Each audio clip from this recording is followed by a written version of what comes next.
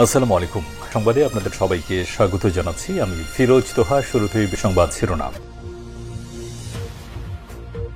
বাংলাদেশের সর্বশেষ গুরুত্বপূর্ণ আপডেট সংবাদে আপনাকে স্বাগত। শুরুতেই সংবাদ শিরোনাম, পরে বিস্তারিত।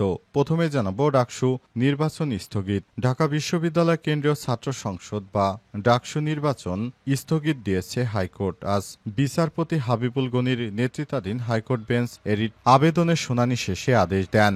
ঘোষিত তফসিল অনুযায়ী আগামী ৯ সেপ্টেম্বর ঢাকা বিশ্ববিদ্যালয় কেন্দ্রীয় ছাত্র সংসদ ডাকসু নির্বাচনের ভোট গ্রহণ অনুষ্ঠিত হওয়ার কথা ছিল। ইতিমধ্যেই নির্বাচন ঘিরে ক্যাম্পাসে জমজমাট প্রচারণা করেছে বিভিন্ন প্যানেলের প্রার্থীরা। বিশ্ববিদ্যালয়ের ইতিহাসে এখন পর্যন্ত ডাকসু নির্বাচন হয়েছে ৩৭ বার। সর্বশেষ ২০১৯ সালে নির্বাচন হয়েছিল। এরপর জানাবো জামাত ইসলামের কেন্দ্রীয় নির্বাহী পরিষদের জরুরি বৈঠক। বাংলাদেশ জামাত ইসলামের কেন্দ্রীয় নির্বাহী পরিষদ জরুরি বৈঠক করছে। আজ বেলা ১১টায় রাজধানীর বসুন্ধরায় অনুষ্ঠিত এই বৈঠকে সভাপতিত্ব করেছেন দলটির আমির ডাক্তার শফিকুর রহমান। এদিকে সেনাপ্রধানের রাষ্ট্রপতি এবং প্রধান উপদেষ্টার সঙ্গে সাক্ষাৎকার নিয়ে সেনাবাহিনীর বিবৃতি। রাষ্ট্রপতি মোহাম্মদ শাহাবুদ্দিন চুপ্পু প্রধান উপদেষ্টা ড মোহাম্মদ ইউনূসের সঙ্গে সাক্ষাৎ করেছেন সেনাবাহিনী প্রধান জেনারেল ওয়াকারুজ্জামান। আজ প্রধান উপদেষ্টার সঙ্গে তার বাসভবন যমুনায় সাক্ষাৎ করেন। পরে বঙ্গভবনে গিয়ে রাষ্ট্রপতির সঙ্গে সাক্ষাৎ করেছেন। এর আগে সেনাবাহিনী প্রধান চীন সফরে গিয়েছিলেন। সেখানে চীনের পিপুলস রিপাবলিক আর্মি এবং ওই দেশের নিরাপত্তা বাহিনীর প্রধানদের সঙ্গে সাক্ষাৎ করেছেন সেনাবাহিনী প্রধান।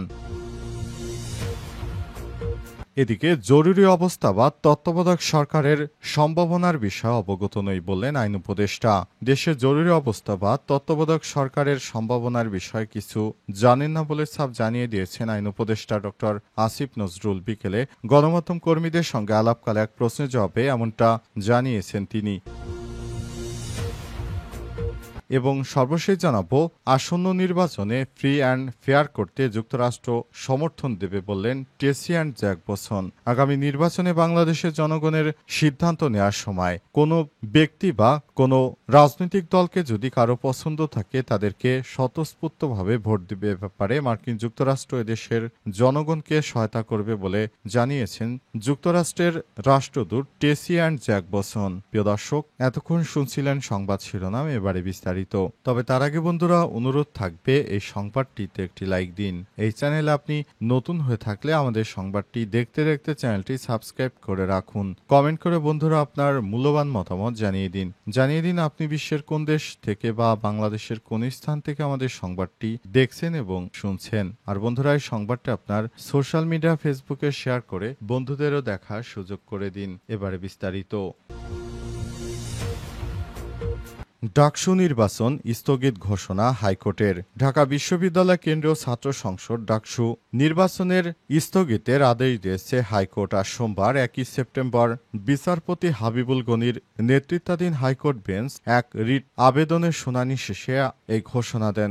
ঘোষিত তফসিল অনুযায়ী আগামী ৯ সেপ্টেম্বর ঢাকা বিশ্ববিদ্যালয় কেন্দ্রীয় ছাত্র সংসদ ডাকসু নির্বাচনের ভোট গ্রহণ অনুষ্ঠিত হওয়ার কথা ছিল। ইতিমধ্যেই নির্বাচন ঘিরে ক্যাম্পাসে জমজমাট প্রচারণাও বিভিন্ন প্যানেলের প্রার্থীরা। বিশ্ববিদ্যালয়ের ইতিহাসে এখন পর্যন্ত ডাকসু নির্বাচন হয়েছে ৩৭ বার। আর স্বাধীনতার পর মাত্র ৭ বার হয়েছে ডাকসু নির্বাচন, যার মধ্যে সর্বশেষ ভোট গ্রহণ হয়েছে ২০১৯ সালে। তখন ক্ষমতাসীন আওয়ামী লীগ সরকার দায়িত্বে ছিল। তবে বর্তমান যেভাবে নির্বাচিত সরকার নেই, কিন্তু অন্তর্বর্তীকালীন সরকারের প্রধান উপদেষ্টা যে নির্বাচন দিচ্ছিলেন, এই ঘোষিত নির্বাচনের সময়টি আসলে বিভিন্ন জরিপ থেকে দেখা গেছে ডাকসুর সাদেক কায়ুম এই নির্বাচনে সংখ্যাগরিষ্ঠতা অর্জন করতে পারবেন। বিষয়টি টের পেয়ে একটি কুচক্রী মহল বা অন্য রাজনৈতিক দলের নেতারাই নির্বাচনটি নানাভাবে বানচালে ষড়যন্ত্র করছে, এমন মন্তব্য করেছে বাংলাদেশ জামাত ইসলামের পক্ষ থেকে। এবং এরই ধারাবাহিকতায় অবশেষে এই নির্বাচন বন্ধ করার জন্য বিভিন্ন হাইকোর্টে রিট দাখিল করা হয় এবং এই রিট আবেদন করার পরিপ্রেক্ষিতে অবশেষে নির্বাচনকে স্থগিত ঘোষণা করা হলো। আজ সোমবার। তবে পরবর্তী বিষয়টি কি হয় সেটি এখনো বলা যাচ্ছে না। অনেকেই বলছেন এই নির্বাচন হবে, আবার অনেকেই বলছে হয়তো জাতীয় নির্বাচনের পর এই নির্বাচন হতে পারে, এমন একটি বিষয়ও সামনে আসতে পারে। তবে সর্বশেষ তথ্য অনুযায়ী নির্বাচন আপাতত স্থগিত ঘোষণা করা হয়েছে ৯ তারিখ পর্যন্ত। পরবর্তীতে কি হবে সে বিষয়টি এখনো জানা যায়নি।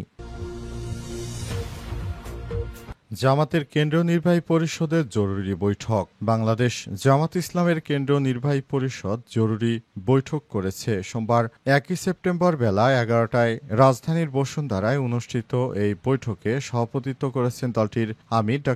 শফিকুর রহমান।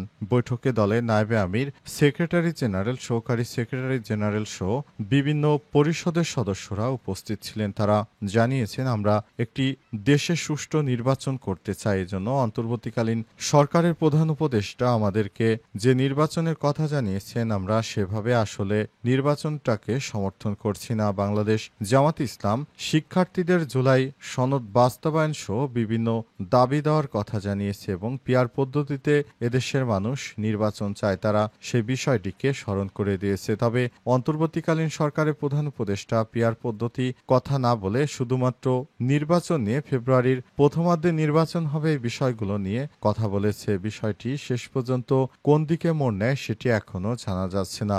অন্তর্বর্তীকালীন সরকারের প্রধান উপদেষ্টা প্রফেসর ড.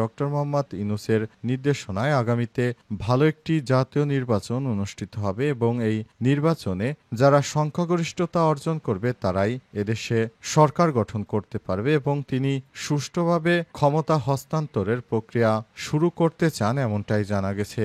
তাই জামাত ইসলামের বৈঠকে দেশের বর্তমান রাজনৈতিক পরিস্থিতি নিয়ে বিস্তারিত আলোচনা করা হয়েছে। সময় নেতারা জুলাই জাতীয় সনদ ২০২৫ আইনি ভিত্তি প্রদান এবং তার আলোকে আসন্ন জাতীয় সংসদ নির্বাচন অবাধ, সুষ্ঠু ও গ্রহণযোগ্য করার প্রয়োজনীয়তার উপর গুরুত্ব আরোপ করেছেন।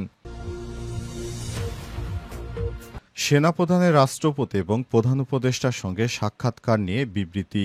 রাষ্ট্রপতি মোহাম্মদ শাহাবুদ্দিন চুপ্পু ও প্রধান উপদেষ্টা অধ্যাপক ড.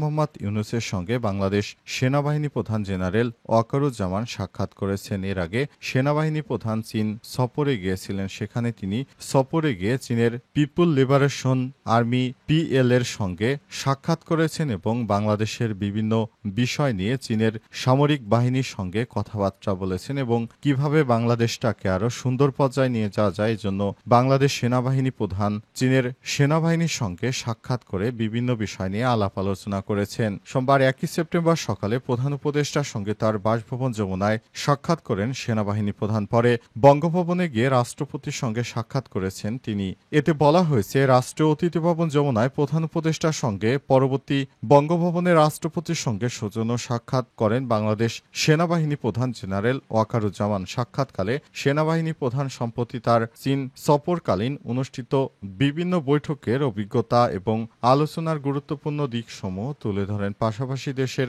সামগ্রিক আইনশৃঙ্খলা পরিস্থিতি এবং তার উন্নয়নে সেনাবাহিনীর ভূমিকা নিয়ে বিস্তারিত মতবিনিময় হয়। বিজ্ঞপ্তিতে বলা হয়, আলোচনায় সেনাবাহিনী প্রধান আশ্বস্ত করেন দেশের আইনশৃঙ্খলা পরিস্থিতি উন্নয়ন এবং জনগণের নিরাপত্তা নিশ্চিত করতে বাংলাদেশ সেনাবাহিনী সর্বাত্মক সহযোগিতা অব্যাহত রাখবে। নির্বাচনে সবথেকে গুরুত্বপূর্ণ ভূমিকা সেনাবাহিনী রাখবে, কারণ সেনাবাহিনী সব জায়গায় আইন শৃঙ্খলা নিয়ন্ত্রণে রাখবে। জরুরি অবস্থা বা তত্ত্বাবধায়ক সরকারের সম্ভাবনার বিষয়ে অবগত নই বললেন আইন উপদেষ্টা। দেশে জরুরি অবস্থা বা তত্ত্বাবধায়ক সরকারের সম্ভাবনার বিষয়ে কিছু জানেন না বলে সাফ জানিয়ে দিয়েছেন আইন উপদেষ্টা ড. আসিফ নজরুল। আজ গণমাধ্যম কর্মীদের সঙ্গে আলাপকালে এক প্রশ্নের জবাবে এমনটা জানিয়েছেন তিনি। আইন উপদেষ্টা বলেন, সেনাপ্রধান বিচারপতির সঙ্গে দেখা করেছেন এমন কিছু আমার জানা নেই। প্রধান উপদেষ্টার সঙ্গে রাজনৈতিক দলগুলোর বৈঠক প্রসঙ্গ টেনে তিনি বলেন, রোববার প্রধান উপদেষ্টার সঙ্গে রাজনৈতিক দলগুলোর বৈঠকে নির্বাচন চলাকালীন সরকার নিয়ে কোনো আলোচনা হয়নি। নির্বাচন নিয়ে সরকারের অবস্থান বারবার বলেছি। ফেব্রুয়ারিতে নির্বাচন নিয়ে আলোচনা। সরকার দৃঢ় প্রতিজ্ঞ। যত রাষ্ট্রীয় কর্মকাণ্ড আছে সব লক্ষ্যকে সামনে রেখে অগ্রসর হচ্ছে। এখানে নির্বাচন পেছনের কোনো সুযোগ নেই। জরুরি অবস্থা বা তত্ত্বাবধায়ক সরকার এর সম্ভাবনার বিষয়ে অবগত নন জানিয়ে তিনি বলেন, জুলাই গণ অভ্যুত্থানের পক্ষের রাজনৈতিক দলগুলোর বিচার বিবেচনা বোধের প্রতি প্রতি আস্থা আছে। এর আগেও বিভিন্ন বিষয় তাদের মতবিরোধ হয়েছে, পরে আবার মতবিরোধ শেষ হয়েছে। প্রয়োজনীয় মুহূর্তে অবশ্যই তাদের মধ্যে ঐক্য দেখতে পারব বলে বিশ্বাস করি বলে মন্তব্য করেছেন আইন উপদেষ্টা আসিফ নজরুল। তিনি বলেন, এমন সমস্যা হতেই পারে, তবে এ বিষয়ে আমরা সবসময় একসঙ্গে মিলেমিশে থাকার চেষ্টা করছি। আইন শৃঙ্খলা পরিস্থিতি নিয়ে এক প্রশ্নের জবাবে তিনি আরো বলেন, গত এক বছরে আইন শৃঙ্খলা পরিস্থিতির মাঝে মধ্যেই বেশ অবনতি হয়েছে, আবার ভালো হয়েছে। গণ অভ্যুত্থান বা বিপ্লব পরবর্তী পরিস্থিতিতে সমাজে বিভিন্ন রকমের অস্থিরতা থাকে, সেটা আপনারা জানেন। সুতরাং বাংলাদেশও তার বাইরে নয়।